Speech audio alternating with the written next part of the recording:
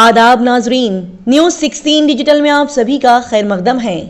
बैंगलोर शहर में Karnataka Muslim unity state leaders की जानिब से एक प्रेस कॉन्फ्रेंस मुनक्किद की गई। जी नाजरीन, 22 अगस्त 2024 बरोज जुमेरात बैंगलोर शहर में Karnataka Muslim unity state leaders की जानिब से होटल मौर्या गांधीनगर में स्टेट लेवल कैंपेन और मुसलमानों के हुकूक को हासिल करने के तहत एक प्रेस कॉन्फ्रेंस करते हुए कांग्रेस हुकूमत से डिमांड की गई कि वो जल्द से जल्द मुसलमानों को 4% रिजर्वेशन जो कि बीजेपी गवर्नमेंट ने कैंसिल किए थे वो लौटा दें। जी हां, मुसलमानों को 4% रिजर्वेशन जल्द से जल्द वापस लौटाया जाए। इसी मुद्दे के तहत यहां विजयपुरा टू बैंगलोर चलो प्रोग्राम किया गया। जी हां, मुसलमानों को अपनी तरफ खींचकर भारी तादाद में मुसलमानों के वोट्स हासिल करने के बाद पावर में आने वाली मौजूदा कांग्रेस हुकूमत जो कि 16 महीनों से यहां इख्तिदार और पावर में है, उन्होंने आज तक मुसलमानों का वो हक वो राइट 4% रिजर्वेशन उन्हें नहीं लौटाया जो कि मुसलमानों का हक है। लिहाजा इसी मुद्दे को उठाते हुए Karnataka Muslim unity state leaders ने एक प्रेस कॉन्फ्रेंस करते हुए अवाम को जानकारी दी और साथ ही हुकूमत से डिमांड की कि वो जल्द से जल्द मुसलमानों का छीना हुआ हक उन्हें वापस लौटाए, वरना फिर स्टेट लेवल कैंपेन चलाते हुए मुसलमानों के हुकूक हासिल करने के लिए धरना किया जाएगा। आइए देखते और जानते हैं इस खबर की मजीद तफसीलात। सर, हमारा मकसद जो है, जो माइनॉरिटीज़ के लिए जो 4% रिजर्वेशन था, उस रिजर्वेशन को बीजेपी सरकार ने हटाकर गई है, तो कर्नाटक गवर्नमेंट आने के बाद में उसको एज इट इज़ कंटिन्यू करना था। मगर 16 महीने हो गया कर्नाटक सरकार आज तक 2B रिजर्वेशन का कोटा हमारे को नहीं दिया।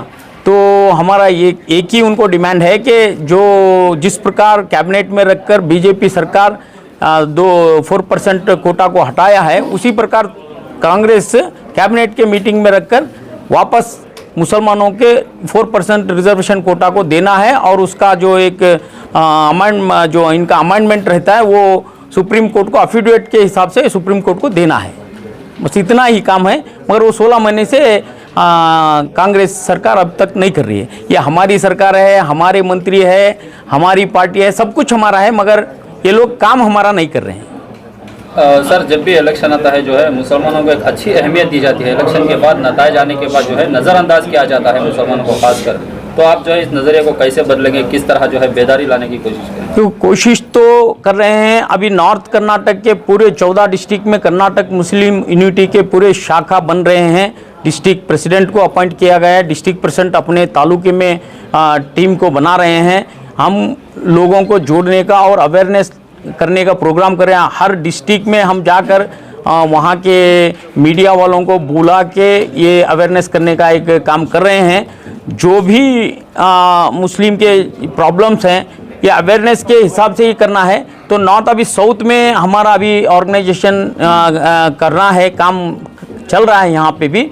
तो टोटली कर्नाटक के पूरे ज़िलों में इसकी शाखाएं बनने के बाद में ही हम रोड पे उतरेंगे, ऐसा एक सजेशन हमारे पूरे बड़े दिए हैं। तो इसके हिसाब से हम लोग अभी काम कर रहे हैं। पहला अवेयरनेस ला के लोगों में, पार्टी तो अभी चुनाव आने के टाइम में चुनाव में आते हैं, उलमाए आते हैं, लीडर्स आते हैं, सब कुछ आके एक अपना काम कर लेके चले जाते हैं।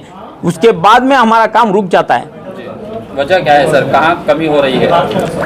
कमी तो लीडरों में कमी है, हमारे लीडर कमज़ोर हैं, जो आवाज़ उठानी होनी है असेंबली में वहाँ पर खामोश रह रहे हैं। बिल्कुल खामोश हैं। अगर 16 महीने से हमारे जितने भी MLAs हैं, MLCs हैं, वो आज तक आवाज़ नहीं उठा रहे हैं। बुलंद आवाज़ अगर हो गई तो हमारे काम बहुत आसान से होते हैं। हम जो मसले उठाए हैं ये समाज के मसले हैं, समाज के मुद्दे हैं और हमारे आने वाले पीढ़ी के मुद्दे हैं। हमें यहाँ जितने भी लोग बैठे हैं, हमें किसी को 2B की ज़रूरत नहीं है, मगर आने वाले बच्चों के लिए है। बच्चे का अगर सवाल करेंगे तो हम जवाब क्या देंगे कल आने वाले दिनों में? तो इसके लिए हमारे आने वाले नस्ल के लिए हम लोग काम करना है। इसी मसले को लेकर जो उलमा कराम ने भी 2 बार सिद्धरामैया से मुलाकात की थी, फिर भी जो है उन्होंने खामोशी इख्तियार की है इस मामले में। तो मकसद यह है कि उलमा जाके सिर्फ लेटर देने से काम नहीं होता, उनको बार बार क्या है नहीं उनके ऊपर दबाव लाना पड़ता है। जैसे अब गैर कौम में हम देखते हैं स्वामी जी अलग अलग तरीके से लोगों को जोड़ते हैं, आवाज़ उठाते हैं। अगर गवर्नमेंट हमारी 6 लोग हैं तो भी उनके खिलाफ में वो बुलंद आवाज़ से क्या है नहीं हक पूछते हैं। तो इस तरह हक पूछने का मामला होना चाहिए। हमारे उलमा आकर अगर आवाज़ देंगे तो इंशाल्लाह हम सब लोग उनका साथ देंगे। एक हमारे कम्युनिटी के काम के लिए हम लोग उनके साथ में रहेंगे। क्या क्या डिमांड्स है सर तुम्हारे अभी? सब to be as it is continuation होना है सब। और जो 4% है वो आज के हिसाब से 70 लाख हमारी आबादी है, 70 लाख के लिए 4% कम है। इसके लिए उसको 8% में लाना है, देना है। और उसके बाद में जो 12% ओबीसी का कोटा है जो लोकल बॉडी इलेक्शन के लिए यूज़ हो रहा है, वो लोकल बॉडी इलेक्शन में मुस्लिम अगर कहीं भी खड़े तो चुन के आना नामुमकिन बात है। इसलिए क्या है नहीं वो वहाँ पे जितने कास्ट हैं, मतलब मेरे हिसाब से 4-5 कास्ट आते हैं, वो 4-5 कास्ट को वलमी सलाती हमें जिसे बोलते हैं, क्या बोलते हैं सर उसे उर्दू में? इंटरनल रिजर्वेशन दे के हमको क्या है नहीं हक देना बोल के एक मांग है। और दूसरा चौथा जो है हमारा ये नदाफ पिंजार बोल के जो बाइफरकेट किया हुआ कम्युनिटीज़ के लिए एक निगम का अनुष्ठान किया था लास्ट येडियुरप्पा गवर्नमेंट में, उसका अब तक क्या है नहीं ये नहीं हुआ। तो उसके लिए एक अलग से फंड दे के गवर्नमेंट अस्तित्व में लाना बोल के एक डिमांड है सर। तो 5वां डिमांड जो है हमारा तो रिजर्वेशन के हिसाब से 1 करोड़ का जो वर्क है लाइसेंस होल्डर्स को देना है, वो हिसाब से। ये बहुत ही अहम सब्जेक्ट के ऊपर उन्होंने डिस्कशन किया है, प्रॉब्लम किया है। कर्नाटका में जो 2B का और ओबीसी के रिजर्वेशन है उसके ताल्लुक से लोगों ने यहाँ पे एक प्रोग्राम ऑर्गेनाइज करके इस पर डिस्कस किया है, एक प्रॉब्लम पेश किया है। लेकिन ये बहुत ही इम्पोर्टेंट काम है, जरूरत है इस वक्त कर्नाटका में। माइनॉरिटी कमीशन इस सिलसिले में एक रिपोर्ट तैयार करके गवर्नमेंट को स्ट्रांगली रिकमेंड करके इसको गवर्नमेंट तक पहुंचाएंगे। स्पीच के दौरान इसमें काम करने सबको जो भी स्टेक होल्डर्स हैं, जितने भी स्टेक होल्डर्स हैं, तो एक ग्रुप का काम नहीं है, तमाम को इसमें इन्वॉल्व होना चाहिए। तमाम एक आवाज में एक स्टैटिस्टिक्स जमा करके, डाटा जमा करके एक मुनज़्ज़म तरीके से इसको अगर पेश करेंगे डाटा के साथ, तब हुकूमत इस पर गौर करेगी और काम भी कर सकती है। हम ऐसे पानी जमा खर्च करते रहेंगे या ये आबादी पे नहीं होता, आबादी के परसेंटेज में नहीं होता, इसके लिए सोशल सर्वे करना है। इससे पहले सर्वे किया जा चुका है, उसी को बेस बनाकर हम लोग एक रिपोर्ट तैयार कर सकते हैं। क्या आपको लगता है कि हुकूमत संजीदगी से लेके जो है बुनियादी उपभोक्ताओं का अलावा क्या है?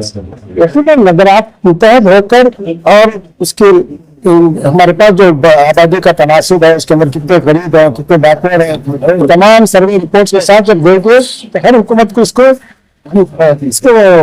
जगह देनी पड़ेगी, हमें देनी पड़ेगी और करेंगे।